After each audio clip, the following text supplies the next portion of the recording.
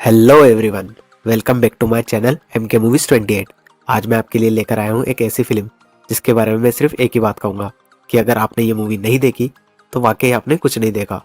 हम बात कर रहे हैं इस साल की सबसे बड़ी ब्लॉकबस्टर मूवी धुरंधर की। इसका एक्शन और सस्पेंस देखकर आप हैरान रह जाएंगे। तो बिना टाइम वेस्ट किए बढ़ते हैं सीधा मूवी की तरफ।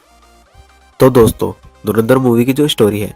वो पाकिस्तान के कराची के लियारी गैंग वॉर और भारतीय रॉ एजेंट्स के सीक्रेट पर आधारित है। कहानी हमें साल 1999 और साल 2001 में होने वाले टेररिस्ट अटैक के समय की दिखाई जाती है। इस टाइम पर इंडिया के ऊपर काफ़ी बड़े अटैक्स हुए थे, जिनमें से पहला एक प्लेन हाईजैक था और दूसरा पार्लियामेंट अटैक था। और इन अटैक्स को उन टेररिस्ट ग्रुप ने करवाया था जिन्हें पाकिस्तान कंट्री का बैकअप था। लेकिन ये सब जानने के बाद भी इंडिया डायरेक्टली कुछ नहीं कर पाता, क्योंकि उस टाइम पर पाकिस्तान कंट्री को अदर कंट्रीज़ का काफ़ी ज़्यादा सपोर्ट था, स्पेशली यूएसए और गल्फ कंट्रीज़ का।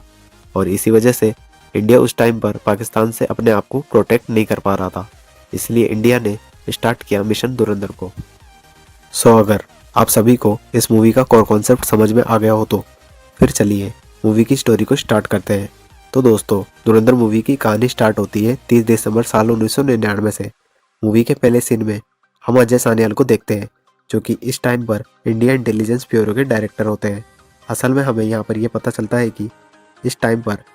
इंडिया से उड़ने वाली फ्लाइट जो कि अफगानिस्तान जा रही थी, वो जैसे ही अफगानिस्तान के कांदार एयरपोर्ट पर पहुंचती है, वैसे ही जे मोहम्मद नाम का एक पाकिस्तानी टेररिस्ट ग्रुप इसे हाईजैक कर लेता है। और इस प्लेन के अंदर जितने भी इंडियन पैसेंजर्स होते हैं उन सभी को बंदी बना लिया जाता है। और उनकी ये डिमांड होती है कि वो इंडियन पैसेंजर्स को तभी छोड़ेंगे जब इंडिया उनके साथी टेररिस्टों को छोड़ देगा, क्योंकि इससे कुछ टाइम पहले इंडिया ने कई सारे टेररिस्टों को पकड़ लिया था। और ये हाईजैक बेसिकली उन सभी को छुड़ाने के लिए किया जाता है। अब यहाँ पर इंडिया के पास कोई और ऑप्शन नहीं होता, इसलिए इंडियन इंटेलिजेंस ब्यूरो के डायरेक्टर यानी कि अजय सान्याल और रो चीफ, फॉरेन मिनिस्टर और इवन प्राइम मिनिस्टर भी सबके सब उनके आगे झुक जाते हैं और आतंकवादियों की सारी शर्तें मानकर उन इंडियन पैसेंजर्स को छुड़ा लेते हैं। लेकिन दोस्तों, ये होने के लगभग 2 साल बाद यानी कि 13 दिसंबर 2001 को एक और बड़ी घटना घटती है। हम ये देखते हैं कि दिल्ली के पार्लियामेंट हाउस के बाहर एक एम्बेसडर कार में बैठकर 5 आतंकवादी आते हैं और वो फुल स्पीड में पहले तो बैरियर तोड़ते हैं और फिर पार्लियामेंट के अंदर घुसकर अपने वेपन से आसपास के सारे पुलिस ऑफिसर्स को मार देते हैं और पूरे पार्लियामेंट में हाहाकार मचा देते हैं। हालांकि सही टाइम पर वहाँ पर अजय सान्याल आ जाते हैं और वो अपनी टीम के साथ मिलकर उन सारे आतंकवादियों को ख़त्म कर देते हैं। और ये सब होने के बाद इंडिया वाले इस सारे मुद्दे को यूनाइटेड नेशंस और यूएसए के सामने उठाते हैं। तब तो ना ही इंडिया को यूनाइटेड नेशंस से हेल्प मिलती है, ना ही यूएसए उनकी हेल्प करता है, और ना ही पाकिस्तान के खिलाफ अदर कंट्रीज इंडिया का साथ देती है। और रही बात पाकिस्तान की, तो उस टाइम पर यूएसए से लेकर बाकी सारी बड़ी कंट्रीज भी पाकिस्तान के सपोर्ट में होती है। और इसलिए पाकिस्तान के मल्टीपल अटैक्स करने के बाद भी इंडिया उसे कुछ जवाब नहीं दे पाता है। लेकिन पानी अब सर से ऊपर हो चुका था और अब इसलिए पार्लियामेंट अटैक के बाद इंटेलिजेंस ब्यूरो के डायरेक्टर यानी कि अजय सान्याल, रॉ के डायरेक्टर, फॉरेन मिनिस्टर और ऐसे बाकी सारे लोग मिलकर एक हाईली मीटिंग करते हैं। और उस मीटिंग के अंदर ये तय किया जाता है कि पाकिस्तान को अंदर से वीक करने का और इंडिया को उससे बचाने का सिर्फ एक ही तरीका है, एंड वो तरीका है मिशन धुरंधर। अब दोस्तों, ये जो मिशन धुरंधर है ये बेसिकली इंडिया का ऐसा मास्टर प्लान है जिसका इस्तेमाल करके इंडिया वाले अपना एक सबसे काबिल एजेंट को पाकिस्तान के अंदर भेजेंगे और फिर उसके इस्तेमाल से पाकिस्तान को इंटरनली वीक करेंगे। और फिर इसलिए जैसे ही इस मीटिंग में मिशन धुरंधर को मंजूरी मिलती है, वैसे ही मानो ये मिशन स्टार्ट कर दिया जाता है। अब इसके बाद सीन शिफ्ट होता है और हम अगले सीन के अंदर अफगानिस्तान में हमजा अली को देखते हैं और हमें पता लगता है हमजा अली ही इंडिया का वो एजेंट है जो कि मिशन धुरंधर को पाकिस्तान में ऑपरेट करेगा, यानी कि वही धुरंधर है। हमजा अली को सबसे पहले अफगानिस्तान भेजा जाता है और उसके बाद वो अपनी आइडेंटिटी एक बलूचिस्तान वाले की बनाता है और उसके ज़रिए पाकिस्तान में एंटर होता है। अब दोस्तों, आप सभी अगर बलूचिस्तान के बारे में नहीं जानते हो तो मैं आपको बता दूं, बलूचिस्तान वो इलाका है जो कि पाकिस्तान, अफगानिस्तान और ईरान के बीच में पड़ता है। लेकिन दोस्तों, एक्चुअल में बलूचिस्तान के अंदर जो भी लोग रहते हैं उनसे पाकिस्तानी लोग नफरत करते हैं और इसलिए बलूचिस्तान के अंदर काफ़ी सारे रेबल्स हैं जो कि हर टाइम अपने आप को पाकिस्तान से आज़ाद करने की कोशिश करते हैं, जिसके रिस्पॉन्स पे बलूचिस्तान के बलोच रेबल्स एंड पाकिस्तान की मिलिट्री और आईएसआई के बीच हमेशा लड़ाई रहती है। और इस लड़ाई के अंदर आईएसआई और पाकिस्तान मिलिट्री वाले आए दिन बलूचिस्तान के रेबल्स को मारते रहते हैं। और दोस्तों, मैंने आपको यहाँ पर बलूचिस्तान की हिस्ट्री भी इसलिए बताई है क्योंकि हमजा अली एक बलूचिस्तान का बलोच रेबल बन के अंदर आया है और मूवी में उसकी ये बलोच वाली आइडेंटिटी उसके मिशन में काफ़ी बड़ा रोल प्ले करने वाली है। अब दोस्तों, हमजा अली जैसे ही पाकिस्तान के अंदर एंटर होता है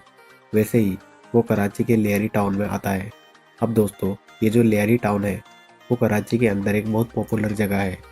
अब जैसे ही हमजा अली लेयरी टाउन के अंदर आता है वैसे ही वो वहाँ पर इंडिया के एक दूसरे एजेंट से मिलता है, जो एजेंट यहाँ पर काफ़ी सालों से एक जूस की दुकान चला रहा था।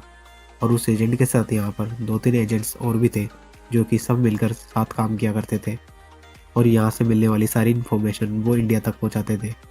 लेकिन अब ये सब लोग धुरंधर मिशन को पूरा करने के लिए हमजा की हेल्प करेंगे।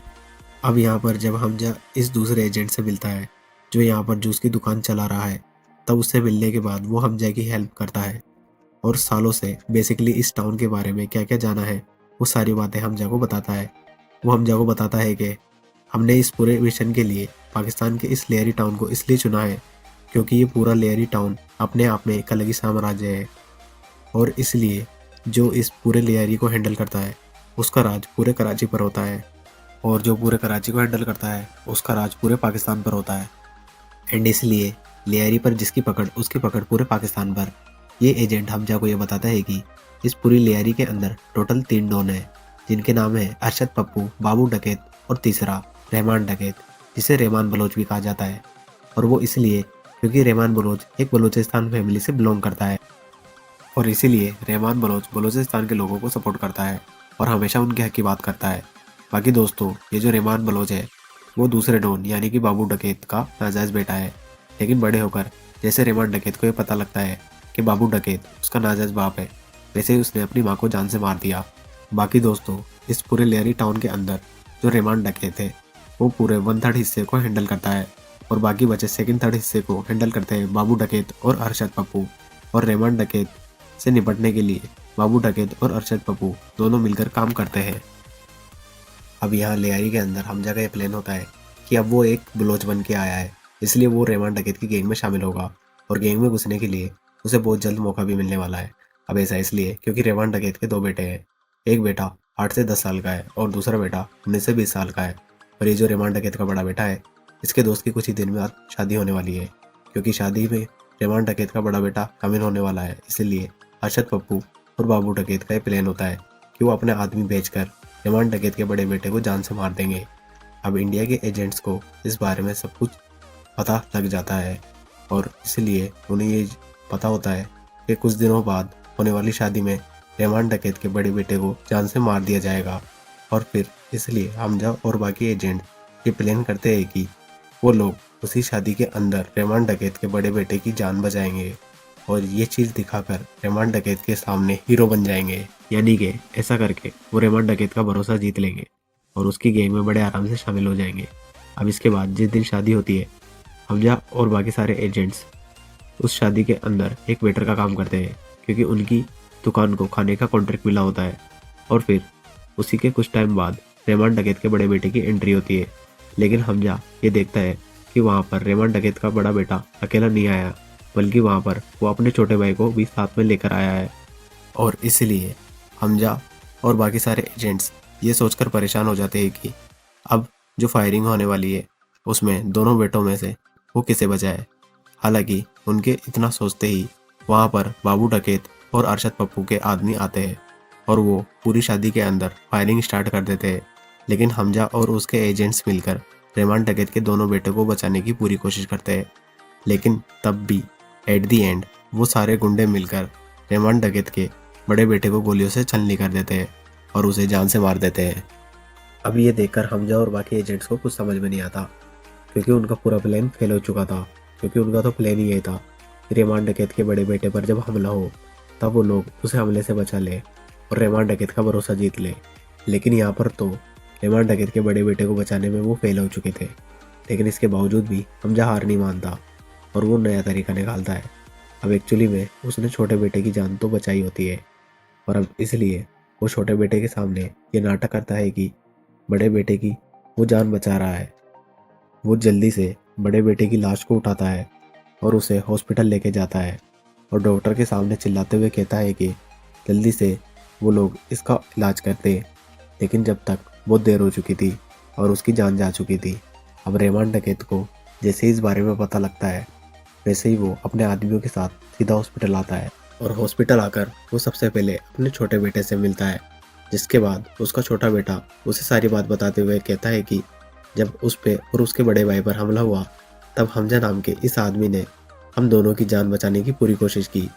और जब बड़े भाई को गोली लगी तो यही हॉस्पिटल लेके भी आया। इन बातों को सुनने के बाद रेमान डकैत पहले तो अपने बड़े बेटे की लाश को देखता है और उसे देखकर काफ़ी रोता है। लेकिन उसके बाद वो हमजा से मिलता है और अपने छोटे बेटे की जान बचाने के लिए उसे शुक्रिया करते हुए कुछ पैसे देने की कोशिश करता है। लेकिन हमजा पैसे लेने से मना कर देता है और वो रेमान डकैत से कहता है कि वो उसे अपना मसीहा मानता है। असल में वो भी रेमान डकैत की तरह एक बलोच है, और जिस तरह से रेमान डकैत बाकी सारे बलोचों के हक के लिए खड़ा होता है, वो देखकर हमजा को बहुत ही ज़्यादा अच्छा लगता है और इसलिए वो भी रेमान डकैत की गैंग में शामिल होना चाहता है और उसके साथ काम करना चाहता है। अब दोस्तों, हमजा ने अब तक जो भी कुछ किया था, उसे उसने रेमान डकैत का भरोसा तो जीत ही लिया था। साथ ही उसने पैसे न लेकर रेमान डकैत को ये भी साबित कर दिया था कि उसे पैसे का कोई लालच नहीं है, और अब इसलिए रेमान डकैत उसे अपनी गैंग में शामिल कर लेता है और धीरे धीरे करके उसे अपनी गैंग की सारी जानकारी देने लगता है। लेकिन दोस्तों, रेमान डकैत यहीं पर ये प्लान करता है कि अब वो बाबू डकैत को जान से मार देगा, क्योंकि उसी के आदमियों ने उसके बड़े बेटे की जान ली है। लेकिन दोस्तों, रेमान डकैत कुछ करता कि उससे पहले ही हम देखते हैं कि उसी हॉस्पिटल के अंदर रेमान डकैत से मिलने के लिए लेयरी टाउन का पॉलिटिशियन आता है, और ये पॉलिटिशियन बेसिकली वहाँ का एमएलए होता है, और इस पॉलिटिशियन का नाम होता है जमीर जमाली, जिसने पूरे लेयरी टाउन के अंदर रेमान डकैत को अपना सपोर्ट दिया होता है। ये यहाँ पर आकर रेमान डकैत के बेटे की लाश को देखता है और रेमान डकैत को भरोसा देता है, और उसके साथ ही वो रेमान डकैत को समझाते हुए कहता है कि अभी इलेक्शन बहुत पास आने वाले हैं, इसलिए वो कोई भी कदम ना उठाए और बाबू डकैत के ऊपर कोई भी अटैक ना करे, क्योंकि ऐसा करने की वजह से इलेक्शन में वो हार सकता है, और अगर वो इलेक्शन में हार गया तो फिर रेमान डकैत का भी काफ़ी नुकसान होगा। अब दोस्तों, ये बात बोलकर वो पॉलिटिशियन रेमान डकैत को रोक तो देता है, लेकिन इसके बाद से रेमान डकैत हर रोज़ अपने आप में जलने लगता है और वो ये सोचने लगता है कि वो कैसे अपने बेटे की मौत का बदला ले। अब ऐसे ही एक दिन रेमान डकैत अपने सारे आदमियों को बैठाता है, जिसमें हमजा भी शामिल होता है, और फिर वो उन सब से पूछता है कि अभी हमें क्या करना चाहिए, क्या हमें बाबू डकैत से बदला लेना चाहिए या नहीं। ये बात सुनकर रेमान डकैत के सारे आदमी उसे रोकने के लिए कहते हैं, और वो रेमान डकैत से कहते हैं कि इलेक्शन होने दिए जाए, उसके बाद ही कोई कदम उठाया जाए, क्योंकि उनके लिए इलेक्शन जीतना काफ़ी ज़्यादा ज़रूरी है। अगर वो लोग इस टाइम पर कुछ भी करते हैं तो इलेक्शंस में उनकी हार हो सकती है, यानी कि उनके नेता की हार हो सकती है, जिस वजह से ना सिर्फ उनका सपोर्ट छिनेगा बल्कि उनकी फंडिंग भी रुक जाएगी। लेकिन दोस्तों, इन सब के बाद रेमान डकैत हमजा से पूछता है कि आखिरकार उन्हें क्या करना चाहिए, जिस पर हमजा सबसे अलग जवाब देता है, और वह रेमान डकैत से कहता है कि अगर मैं आपकी जगह होता तो मैं अपने बेटे की मौत का बदला ज़रूर लेता। असल में बाबू डकैत ने इस टाइम पर जो भी कुछ किया है वो सोच समझ कर किया है। उसने इलेक्शन के ठीक पहले आपके बेटे की जान ली है, ताकि ये सोचकर आप बैठ जाए कि इलेक्शन आने वाले हैं और आप उस पर हमला ना करें। लेकिन मैं कहूँ तो यही आपकी सबसे बड़ी भूल होगी, क्योंकि एक्चुअली में इस टाइम पर वो बेफिक्र होगा और उसे अंदाज़ा भी नहीं होगा कि आप उस पर हमला कर सकते हैं। इसके साथ रही बात इलेक्शन जीतने की, तो अगर आप उस पर हमला भी नहीं करते हैं तो इलेक्शन तो आप वैसे भी हार जाएंगे। और ऐसा इसलिए क्योंकि आपके बेटे की जान लेकर और आपको इस तरह इलेक्शन तक चुप बैठा कर उसने साबित कर दिया है कि बाबू डकैत रेमान डकैत से काफ़ी ज़्यादा पावरफुल है, और रेमान डकैत के अंदर अब कोई पावर नहीं बची है। और इसीलिए आप मेरी माने तो आपको बाबू डकैत को इसी टाइम पर ख़त्म करना चाहिए, जिससे ना सिर्फ आपका बदला पूरा होगा बल्कि पूरे लेयरी के अंदर ये मैसेज जाएगा कि इस पूरे टाउन में रेमान डकैत से ऊपर कोई नहीं है। अब रेमान डकैत हमजा की इस बात से एग्री होता है, और इसलिए वो ये प्लान करता है कि अब वो बाबू डकैत और उसकी पूरी गैंग पर अटैक करेगा और उन सबको ख़त्म करेगा। अब ऐसा करने के लिए वो लोग पूरी प्लानिंग करते हैं, बारी बारी करके वो बाबू डकैत के सारे आदमियों को ख़त्म कर देते हैं। और रही बात बाबू डकैत की, तो उसे हमजा, रेमान डकैत और उसका कज़न जिसका नाम उज़ैर होता है, वो सब मिलकर उसे ख़त्म करते हैं।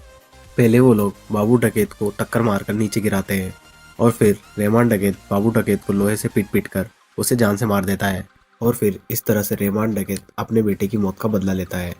अब इसके बाद इलेक्शंस होते हैं और इलेक्शन में हम ये देखते हैं कि पॉलिटिशियन जमीर जमाली पूरे बहुमत के साथ इलेक्शन जीत जाता है। लेकिन दोस्तों, जब जमीर जमाली की जीत होती है और उसे उसकी विक्ट्री स्पीच के लिए बुलाया जाता है, तब उसी वक्त रेमान डकैत की वहाँ पर एंट्री होती है और जैसे ही रेमान डकैत स्टेज पर आता है तो लियारी की पूरी पब्लिक सलाम ठोककर और नारेबाजी लगाकर उसका स्वागत करती है। लेकिन पब्लिक को देखकर जमीर जमाली ये समझ जाता है कि लियारी की जितनी भी जनता है वो उससे ज़्यादा रेमान डकैत को पसंद करती है और इसीलिए कल को रेमान डकैत पॉलिटिक्स में आ गया तो फिर उसकी कुर्सी खतरे में आ सकती है। अब दोस्तों, रेमान डकैत इस टाइम पर काफ़ी ऊपर आ चुका था क्योंकि उसने अपने दो दुश्मनों में से एक बाबू डकैत को ख़त्म कर दिया था और अब वो पूरे लियारी का सबसे बड़ा डॉन बन चुका था और साथ ही साथ उसकी पॉपुलैरिटी भी इतनी ज़्यादा बढ़ चुकी थी कि अब वो बड़े आराम से नेता भी बन सकता था। इसके साथ ही रही बात हमज़ा की, तो हमज़ा रेमान डकैत का सबसे खास आदमी बन गया था। लेकिन हम हमज़ा को देखते हैं जो जमीर जमाली की विक्ट्री स्पीच के मौके पर उसकी बेटी से मुलाकात करता है और वो धीरे धीरे करके उसे इम्प्रेस कर लेता है क्योंकि हमज़ा ये जानता था कि पॉलिटिशियन जमीर जमाली की जो बेटी है वो उसके मिशन में उसके काफ़ी काम आ सकती है। अब इस सब के बाद पॉलिटिशियन जमीर जमाली को जिस बात का डर होता है वही होता है, यानी कि पाकिस्तान के जो बड़े बड़े बिजनेसमैन अपने फ़ायदे के लिए जो अब तक जमीर जमाली को सपोर्ट किया करते थे, वो अब रेमान डकैत से मुलाकात करते हैं और उसे सपोर्ट करने की बात करते हैं क्योंकि अब पूरे लियारी के अंदर रेमान डकैत से ज़्यादा पकड़ और किसी की मजबूत नहीं है, यहाँ तक कि जमीर जमाली की भी नहीं। लेकिन जब ये बात जमीर जमाली को पता लगती है तो वैसे ही उसके मन में रेमान डकैत के लिए काफ़ी ज़्यादा नफरत भर जाती है और वो कुछ भी करके रेमान डकैत को दबाने की कोशिश में लग जाता है। अब इसके बाद ही रेमान डकैत और इन दोनों बिजनेसमैन की मीटिंग फिक्स होती है, जहाँ पर हमें ये पता लगता है कि दोनों बड़े बिजनेसमैन भाई है जिन्हें कहा जाता है खनानी ब्रदर्स। ये दोनों एक्चुअली में पाकिस्तान में काफ़ी उल्टे सीधे काम करते हैं और इससे काफ़ी पैसे कमाते हैं, जैसे कि हवाला के ज़रिए ब्लैक मनी को वाइट करना और फेक इंडियंस नोट्स को छापकर इंडिया में सप्लाई करना। हालांकि हमजा अपने एजेंट्स के साथ मिलकर जो भी बड़ी जानकारी मिलती है उसे इंडिया में पहुंचाता है और अब तक उसे सबसे बड़ी जानकारी ये मिलती है कि पाकिस्तान के ये दोनों बिजनेसमैन भाई यानी खनानी ब्रदर्स इंडिया के फेक 500 और 1000 के नोट्स को छापकर इंडिया में सप्लाई करते हैं और इंडिया की करेंसी को वीक करके इंडिया को नुकसान पहुंचाते हैं। हालांकि इसके बाद हम ये देखते हैं कि रेमान डकैत, हमजा, उजैर और अपने कुछ खास आदमियों के साथ मिलकर खनानी ब्रदर्स से मीटिंग करने आते हैं, जहाँ खनानी ब्रदर्स उसे मिलाते हैं आईएसआई के हेड से। ये एक्चुअली में आईएसआई का एक बहुत बड़ा एजेंट होता है जिसका नाम होता है मेजर इकबाल। ये मेजर इकबाल रेमान डकैत से कहता है कि उसे बहुत सारे वेपन चाहिए, लेकिन बात यह है कि उसे वो सारे वेपन चाहिए जो कि रशिया और अमेरिका बनाता है, क्योंकि एक्चुअली में उसका ये प्लान होता है कि वो रशिया और अमेरिकन मेड वेपन्स को लेगा और उन वेपन्स को अपने देश के टेररिस्ट ग्रुप को देगा और उन टेररिस्ट ग्रुप के जरिए इंडिया के अंदर आतंक को बढ़ावा देगा, जैसा कि सिविलर्स को मारना, बम ब्लास्ट करना और इस तरह के बाकी सारे काम। अब दोस्तों, इस मीटिंग में बैठे सभी लोगों को ये पता होता है कि इस तरह के सारे रशियन और अमेरिकन मेड वेपन जो है वो उन सबको बलूचिस्तान से मिल सकते हैं, क्योंकि बलूचिस्तान के हेड के पास ये सारे वेपन्स का एक्सेस है। लेकिन दोस्तों, अब क्योंकि आईएसआई और बलूचिस्तान के रेबल्स के बीच हमेशा दुश्मनी रहती है और वो आए दिन बलोचों को मारते रहते हैं, इसलिए आईएसआई डायरेक्टली उनसे डील नहीं कर सकता और इसलिए आईएसआई का मेजर इकबाल ये चाहता है कि रेमान डकैत उनके लिए बलूच रेबल से डील करे और वो सारे वेपन्स लाकर उन्हें दे। बदले में वो जितना पैसा बोलेंगे वो उन्हें देने के लिए राज़ी है। और ये बात वो रेमान डकैत को इसलिए बताता है क्योंकि रेमान डकैत खुद एक बलोच था और वो अपनी गैंग में भी बलोचों को रखता था और साथ ही साथ वो बलोच रेबल्स के लिए काफ़ी काम करता था एंड इसलिए जितने भी बलूचिस्तान के बलोच थे वो सभी रेमान डकैत को मसीहा मानते थे और उसकी काफ़ी रिस्पेक्ट करते थे। इस वजह से वो लोग रेमान डकैत को वेपन्स के लिए कभी मना नहीं करेंगे। अब रेमान डकैत इस डील को हाँ कर देता है जिसके बाद ही रेमान डकैत अपने आदमियों के साथ मिलकर सीधा बलूचिस्तान जाता है और वहाँ पर बलोचिस रेबल्स के हेड से मिलता है और उनसे हथियारों के लिए डील कर लेता है। जिसके बाद वो बलूच रेबल्स का हेड भी उन्हें सारे हथियार सप्लाई कर देता है। जिसके बाद काफ़ी सारे रशियन और अमेरिकन मेड वेपन जो है और रेमान डकैत के पास आ जाते हैं, जिन्हें वो आगे चल के सौंपने वाला है आईएसआई के मेजर इकबाल को। हालांकि दोस्तों, इसी बीच हम पॉलिटिशियन जमीर जमाली को देखते हैं, जो कि अब पूरी तैयारी से ये प्लान कर चुका है कि उसे रेमान डकैत को अपने रास्ते से हटाना होगा, क्योंकि रेमान डकैत की बढ़ती पॉपुलैरिटी और पावर बहुत जल्दी उससे उसकी कुर्सी छीनने वाली है। अब ऐसा करने के लिए वो एसपी चौधरी असलम को बुलाता है। अब दोस्तों, हमें यहाँ पर यह पता लगता है कि एसपी चौधरी असलम ये पुलिस में एसपी है, लेकिन 5 साल पहले जमीर जमाली ने ही उसे सस्पेंड करवा दिया था, और वो भी इसलिए क्योंकि ये बहुत ज़्यादा ईमानदार था और ये अपने पूरे इलाके में गुंडागर्दी को ख़त्म करके रखता था। लेकिन अब क्योंकि जमीर जमाली ये चाहता है कि उसके इलाके से रेमान डकैत मारा जाए और गुंडागर्दी ख़त्म हो जाए, इसलिए वो एसपी चौधरी को अपने पास बुलाकर उससे कहता है कि वो उसकी पोस्टिंग फिर से लियारी के अंदर करा रहा है, ताकि वो रेमान डकैत को ख़त्म कर दे, यानी कि उसका इनकाउंटर करके ये दिखाए कि वो मारा गया है। लेकिन एसपी चौधरी जमीर जमाली से ऐसा करने से मना कर देता है, और वो इसलिए क्योंकि वो जमीर जमाली से कहता है कि लियारी के अंदर जितनी भी पुलिस है वो पूरी की पूरी रेमान डकैत की जेब में है। इसलिए अगर मैं रेमान डकैत को पकड़ने या उसका इनकाउंटर करने पुलिस वालों को लेकर भी जाऊंगा तो वो मेरी पुलिस से मुझे ठुकवा देगा, और इसलिए मैं ये चाहता हूँ कि मुझे खुद की टीम दी जाए, जिस टीम के बंदे मैं खुद ही चुनूँगा। साथ ही साथ लियारी में मेरा एक खुफिया ऑफिस होगा जिसके बारे में किसी को पता नहीं होगा। अगर आप ये सब एग्री करते हो तो मैं पोस्टिंग लेने के लिए हाँ बोलता हूँ। पॉलिटिशियन जमीर जमाली एसपी चौधरी की शर्त मान जाता है और वो उसे उसकी स्पेशल टास्क फोर्स देता है, जिसकी हेल्प से एसपी चौधरी रेमान डकैत को पकड़ के उसका इनकाउंटर कर सकता है। अब दोस्तों, इन सब के बीच ही हमजा और जमीर जमाली की बेटी की लव स्टोरी चलती रहती है, और इसीलिए जब ये एक दिन दोनों साथ बैठे होते हैं तब उसी टाइम पर हमजा एसपी चौधरी की फ़ोटो देख रहा होता है, क्योंकि उसकी पोस्टिंग लियारी टाउन के अंदर फिर से कर दी गई है। तब एसपी चौधरी की फ़ोटो को देखकर जमीर जमाली की बेटी हमजा से कहती है कि वो इसको पहले से जानती है, क्योंकि ये आदमी उसके पिता से मिलने उसके घर अक्सर आता है। इस बात को सुनते ही हमजा ये समझ जाता है कि कुछ ना कुछ तो झोल चल रहा है, और इसलिए वो जमीर जमाली की बेटी से कहता है कि अगली बार जब वो आए तब वो उसकी सारी बातें सुने और हो सके तो रिकॉर्ड भी कर ले, जो सुनकर जमीर जमाली की बेटी उसे हाँ कर देती है। बाकी दोस्तों, कहानी में आगे हम ये देखते हैं कि रेमान डकैत ने बलूच रेबल से जो भी हथियार उठाए थे वो सब वो ले जाकर आईएसआई के मेजर इकबाल को सौंप देता है। इन हथियारों को लेकर मेजर इकबाल सबको ये बताता है कि असल में वो इन सारे हथियारों को इस्तेमाल इंडिया में करेगा।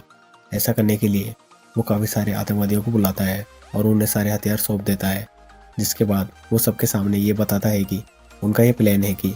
बहुत ही जल्द वो सीधा पानी के रास्ते से इंडिया में घुसेंगे और इंडिया में बहुत ही बड़े बड़े टेररिस्ट अटैक करेंगे, ऐसे अटैक जिससे इंडिया पूरी तरीके से टूट जाएगा। अब इन सभी के बीच बैठकर जैसे ही हमजा सारी बातें सुनता है, वैसे ही वो जल्दी से इंडिया के अंदर ये सारी खबरें भेज देता है, जिसके बाद इंडिया के इंटेलिजेंस वाले इन सारी बातों को जान तो जाते हैं, लेकिन अब हम उनकी लापरवाही कहें या फिर उनकी गलती, किसी भी टेररिस्ट अटैक को रोकने में वो लोग नाकामयाबी रहते हैं। क्योंकि असल में दोस्तों, इस टाइम पर मेजर इकबाल जिस टेरर अटैक को प्लान कर रहा था वो टेरर अटैक था साल 2008 में होने वाला 26/11। और जैसा कि आप सब जानते ही हैं कि इंडियन इंटेलिजेंस 26/11 के अटैक को रोकने में फेल हो गई थी। हालांकि हमजा इस टाइम पर भी अपना काम पूरा करता है और वो इन्फॉर्मेशन जल्दी से इंडिया भेज देता है, और इंडिया की सारी इंटेलिजेंस को ये बात तो बताई देता है कि आने वाले टाइम में पाकिस्तान इंडिया में काफ़ी बड़े बड़े टेररिस्ट अटैक करवाने वाला है। लेकिन दोस्तों, इतने में ही हम लियारी टाउन में ये देखते हैं कि पॉलिटिशियन जमीर जमाली एसपी चौधरी के जरिए अपना काम करवाना स्टार्ट कर देता है और वो रेमान डकैत का इनकाउंटर करने का प्लान करता है। ऐसा करने के लिए वो सबसे पहले रेमान डकैत के घर का जो नौकर होता है उसके जरिए रेमान डकैत के छोटे बेटे के खाने में कुछ उल्टा सीधा मिलवा देता है, जिसे खाकर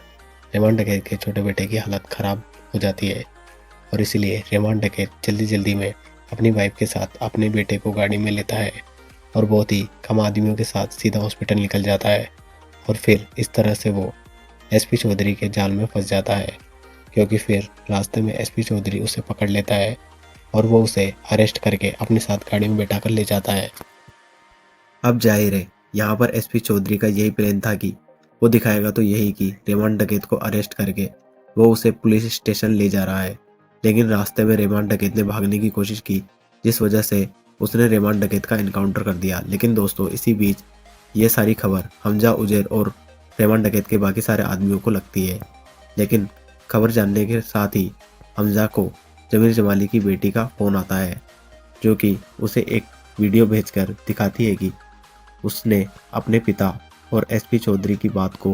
रिकॉर्ड कर लिया है। अब इस वीडियो रिकॉर्डिंग में हमजा ये देखता है कि पॉलिटिशियन जमीर जमाली, एसपी चौधरी और अरशद पप्पू तीनों बैठकर मीटिंग कर रहे हैं, और इस वीडियो के अंदर हमें साफ दिखता है कि पॉलिटिशियन जमीर जमाली एसपी चौधरी से कहता है कि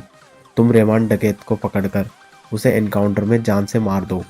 इस वजह से वो रास्ते से हट जाएगा। बाबू डकैत ऑलरेडी मर चुका है और फिर इसलिए पूरा एरिया अरशद पप्पू का होगा, जिसके बाद से अरशद पप्पू जमीर जमाली के हिसाब से काम करेगा। क्योंकि दोस्तों आप सबको तो पता ही होगा कि बहुत से पॉलिटिशियन होते हैं जो कि गुंडों को अपने सपोर्ट में तो रखते हैं, लेकिन वो ये नहीं चाहते हैं कि कोई भी गुंडा उनके ऊपर जाए।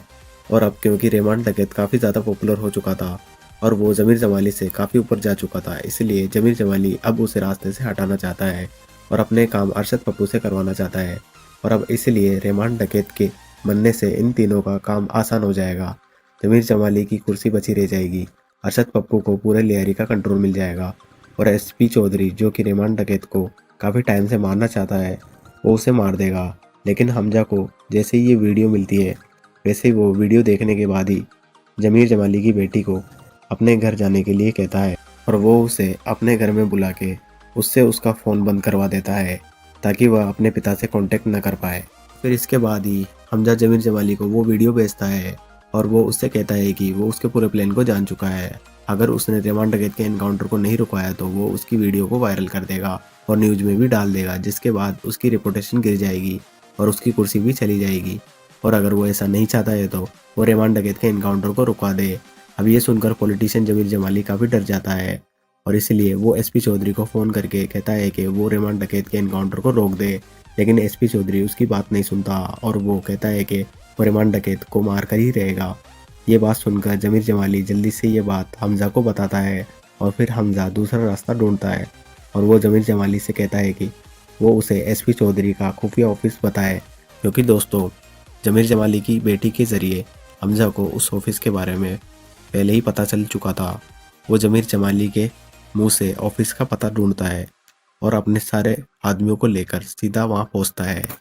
और वहां के सारे पुलिस ऑफिसर्स को बहुत बुरी तरीके से मारता है और उन सबके ऊपर पेट्रोल डाल देता है। और फिर वो एसपी चौधरी को वीडियो कॉल करके बताता है कि अभी उसने रेमान डकैत को सही सलामत नहीं छोड़ा तो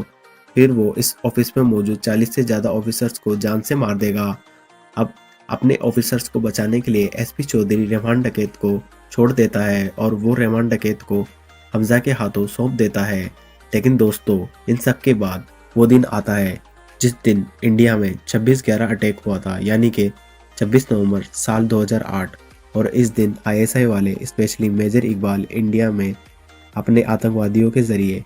इस अटैक को करवा देते हैं और वो टीवी पर इस पूरे अटैक को सबको दिखाता है। लेकिन जैसे ही 26/11 के इन टेरर अटैक को हमजा देखता है, वैसे ही वो अंदर से बहुत ज़्यादा टूट जाता है, क्योंकि उसने इस अटैक को रोकने के लिए सारी की सारी खबरें इंडिया तक पहुंचा दी थी। लेकिन तब भी वो ये देखता है कि इंडिया की इंटेलिजेंस इस टेरर अटैक को रोक नहीं पाई और उसके देश को इतना बड़ा नुकसान झेलना पड़ा। और इसीलिए इस अटैक को देखकर हमजा भी अंदर से बहुत ज़्यादा दुखी हो जाता है। लेकिन फिर इसके बाद वो इतने गुस्से में आता है कि अब वो ये ठान लेता है कि वो कुछ भी करके इन सब को ख़त्म कर देगा और अब वो इस पूरे लियारी का कंट्रोल अपने हाथों में लेगा और पूरे पाकिस्तान को अपने घुटनों पर लाकर खड़ा कर देगा। लेकिन दोस्तों जाहिर सी बात है हमजा ये काम बल से नहीं बल्कि दिमाग से कर सकता है और अब इसलिए वो सबसे पहले प्लान बनाता है रेमान डकैत को रास्ते से हटाने का और पूरे लियारी पर कंट्रोल करने का।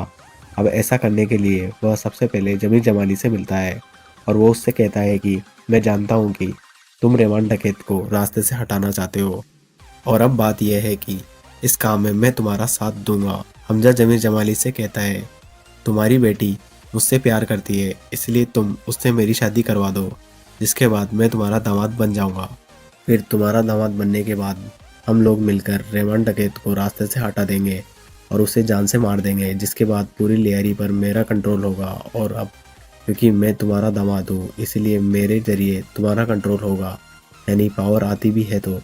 वो हमारे परिवार में ही आएगी, यानी कि तुम्हारे हाथ में। अब जमीर जमाली को हमजा की ये बात ठीक लगती है और इसलिए वो उससे अपनी बेटी की शादी करवा देता है और उसे अपना दामाद बनाता है। एंड फिर उसके और एसपी चौधरी के साथ मिलकर ये प्लान बनाता है कि अब वो सब लोग मिलकर रहमान डकैत को रास्ते से हटाएंगे। अब इसके बाद आगे चलकर आईएसआई का मेजर इकबाल रहमान डकैत से और भी कई सारे वेपन्स मंगवाता है एंड इसलिए वो लोग ये डिसाइड करते हैं कि वो लोग वेपन्स को बहुत जल्दी ही उन्हें सौंप देंगे। लेकिन अब जिस दिन उन्हें वेपन्स की डिलीवरी करनी होती है, उसी दिन रहमान डकैत को एक पानी के डैम का उद्घाटन करना होता है और इसीलिए वो उद्घाटन करने जाता है एंड उसी बीच डिलीवरी के लिए हमजा, उजैर और बाकी सारे साथियों को भेज देता है। इस वजह से रहमान डकैत के साथ बहुत ही कम लोग रह जाते हैं और इसलिए आज का ये दिन हमजा के लिए परफेक्ट होता है रहमान डकैत को मरवाने के लिए। और फिर इसलिए वो एसपी चौधरी को बोलकर रहमान डकैत की पूरी फील्डिंग सेट करवा देता है और रहमान डकैत को गाड़ी में बैठाकर जंगल के रास्ते से सीधा सुनसान सड़क पर ले जाता है। अब एक ही दिन इतनी सारी अजीब चीज़ों को देखकर रहमान डकैत को डाउट हो जाता है और इसलिए वो हमजा से गाड़ी रोकने के लिए कहता है और उसके बाकी सारे आदमियों को बुलाने के लिए कहता है। लेकिन हमजा उसकी बात नहीं मानता और वो गाड़ी कंटिन्यू चलाता रहता है। जो चीज़ देखकर रहमान डकैत ये समझ जाता है कि वो उसे धोखा दे रहा है और हो ना हो वो उसे मरवाना चाहता है, जिस वजह से रहमान डकैत चलती गाड़ी में हमजा के ऊपर अटैक कर देता है। लेकिन तब हमजा किसी तरह से गाड़ी को आगे ले जाता है और गाड़ी को ठोक देता है और खुद गाड़ी से निकलकर भाग जाता है, जिसके बाद एसपी चौधरी एंड उसकी पूरी टास्क फोर्स टीम वहां पर आती है और वो रहमान डकैत एंड उसके साथ के आदमियों पर अटैक कर देती है। लेकिन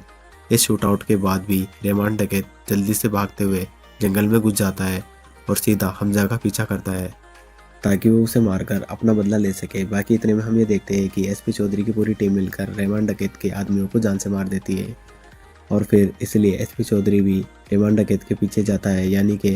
सबसे आगे आगे हमजा, हमजा के पीछे रहमान डकैत और रहमान डकैत के पीछे एसपी चौधरी। जिसके बाद जंगल में हम ये देखते हैं कि एसपी चौधरी और रहमान डकैत की लड़ाई होती है और इस लड़ाई के बीच ही हमजा वहाँ पर आ जाता है, जिसके बाद ही वो दोनों मिलकर रहमान डकैत के ऊपर काफ़ी भारी पड़ते हैं और फिर एसपी चौधरी रहमान डकैत के गले पर गोली मारता है और फिर यहीं पर हमें ये पता लगता है कि एसपी चौधरी ने रहमान डकैत के सर की बजाय उसके गले पर ही वो भी साइड में गोली क्यों मारी। इस टाइम पर एक फ्लैशबैक आता है, जिस फ्लैशबैक में हमें ये देखते हैं कि प्लानिंग करने के टाइम पर ही हमजा ने एसपी चौधरी से ये कहा था कि जब वो लोग रहमान डकैत को पकड़ लेंगे और उसे मारने वाले होंगे, तब एसपी चौधरी को उसे गोली तो मारनी है, लेकिन मेक श्योर ये करना है कि गोली लगने के बाद भी रहमान डकैत आधे एक घंटे तक जिंदा रहे। और दोस्तों किस लिए, वो हमें आगे पता लगता है। एक्चुअली में जैसे ही रहमान डकैत के गले में गोली लगती है, वैसे ही हमजा अपना प्लान स्टार्ट करता है और वो रहमान डकैत को अपने कंधे पर डालता है और रास्ते में एक रिक्शा को रुकवाकर सीधा हॉस्पिटल जाता है और वो रिक्शा वाले को ये दिखाता है कि रहमान डकैत को एसपी चौधरी ने गोली मारी है और हमजा उसकी जान बचाने की कोशिश कर रहा है। साथ ही साथ वो रास्ते में उजैर को भी फ़ोन कर देता है और वो सारे साथियों को भी यही कहानी सुनाता है कि एसपी चौधरी ने ही रहमान डकैत को गोली मारी है और मैं उन्हें हॉस्पिटल लेके जा रहा हूँ। इसके बाद वो उसे हॉस्पिटल लेके पहुँचता है, लेकिन हॉस्पिटल पहुँचते पहुँचते रहमान डकैत की जान चली जाती है। लेकिन यहाँ पर हमजा का प्लान पूरी तरीके से कामयाब रहता है, क्योंकि इसके बाद सारे न्यूज़ चैनल्स पर ये न्यूज़ चलती है कि एसपी चौधरी ने रहमान डकैत को गोली मारी और हमजा ने उसकी जान बचाने की कोशिश की। और फिर यही चीज़ दिखाकर हमजा पूरे लियारी सिटी में हीरो बन जाता है और वो किसी को भी इस बात की भनक नहीं होने देता कि उसने खुद ने ही रहमान डकैत को मरवाया है। अब दोस्तों यही मूवी एंडिंग में आ जाती है, जहाँ पर हमें फिर इंडिया का सीन दिखाया जाता है और हमें ये पता लगता है कि आखिरकार हमजा है कौन। और फिर हमें ये बताया जाता है कि हमजा का असली नाम जसकिरत सिंह रंगी है, जो कि एक ऐसा आदमी है जो अपनी पूरी फैमिली को खो चुका है और उसको खुद को भी फांसी की सज़ा होने वाली थी। लेकिन फिर उसी टाइम पर उसे अजय सान्याल मिलता है और वो उसे देश के काम आने का एक मौका देता है, जिसे जसकीरत सिंह अपना लेता है और फिर वो इंडिया का एजेंट बन के पाकिस्तान के अंदर मिशन धुरंधर को पूरा करता है। और इसी के साथ ये कहानी यहीं पर ख़त्म हो जाती है। लेकिन दोस्तों, मूवी के ख़त्म होने के साथ ही हमें ये बताया जाता है कि अभी ये मूवी तो ख़त्म हो गई है बट इसकी स्टोरी नहीं। और ऐसा इसलिए क्योंकि अगले साल मार्च महीने के अंदर इस मूवी का सेकंड पार्ट आएगा और इसी के अंदर धुरंधर की पूरी स्टोरी ख़त्म होगी। तो दोस्तों, ये थी धुरंधर मूवी की कहानी। याद रखिए, मैदान कोई भी हो, जीतता वही है जो दिमाग और दम दोनों से धुरंधर हो। अगर आपको MK मूवीज 28 का ये एक्सप्लेनेशन पसंद आया हो तो वीडियो को लाइक ज़रूर करें और चैनल पर नए हो तो उसे सब्सक्राइब करना ना भूलें। मिलते हैं नेक्स्ट वीडियो में, तब तक के लिए बाय बाय।